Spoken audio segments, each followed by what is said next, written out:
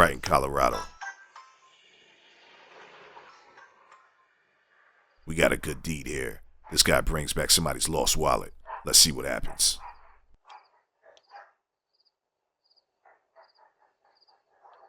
Yes. I found a wallet and it comes back to this address. Maybe my husband. He says Manuel, right? We got a do-gooder here. Manuel? Yeah. You're awesome. Thank you so much. I really appreciate that. Thank you. Thank you. Where do you find it?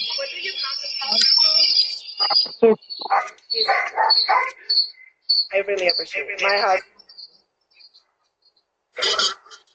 he's cancer patient, and he didn't even know that he lost it. He is taking a shower now. But thank you so much. What is your name? Lucas. Thank you, Lucas. Thank you. Thank you.